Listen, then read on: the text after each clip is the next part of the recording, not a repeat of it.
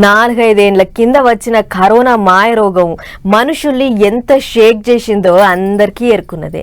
దునియాని ఓ ఊపింది. దాని దెబ్బకు పెద్ద పెద్ద దేశాలు కూడా గడగడలాడి జనం కూడా బయటికెళ్ళని పరిస్థితి.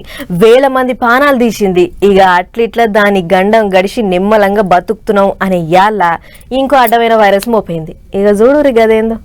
ఎబోలా వైరస్ ఇప్పుడు దునియాకు పట్టుకున్న పెద్ద రోగం. కరోనా తర్వాత మళ్ళా ఆ రేంజ్ లో ఇరుసుకోపడడానికి ముద్దుగా తయారైంది.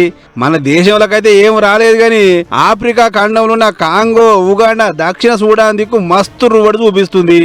ఇప్పటికే 140 మంది చచ్చిపోయి ఇంకో 600 పాజిటివ్ కేసులు నడుస్తున్నాయి. బుండి బుగ్గి అనే డేంజర్ వైరసే ఈ రోగానికి అసలు కారణం. అన్నట్లు ఈ రోగం వస్తే ఇలా పడతారట మనుషులు. కాబట్టి ఇటువంటి లక్షణాలుంటే అశ్రద్ధ చేయకుండా డాక్టర్ దాన్ని గురుకోమంటారు సర్కారోళ్ళు.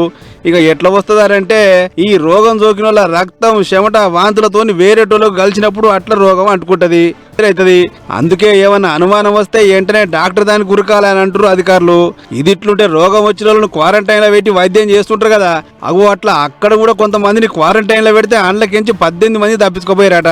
మరి తప్పించుకోపోయిన వాళ్ళు ఎంతమందికి అంటించి పాడైతున్నావో ఏమో గాని ఇప్పుడు మస్తు బుగులు పడుతున్నారు అక్కడి జనాలు. అంతేకాదు మునుపు కరోనాతో చచ్చిపోయిన పీనిగలను వాళ్ళ ఇంటి వాళ్ళకి అప్పచెప్పకుండా సర్కారే దానం చేసింది కదా, అగో అట్లనే ఈ కేసు వస్తుంది. దానం చేస్తే పీనిగలను మాకు ఇయ్యరా అని చెప్పి దాడులు చేస్తున్నారట దవాఖాన్ల మీద.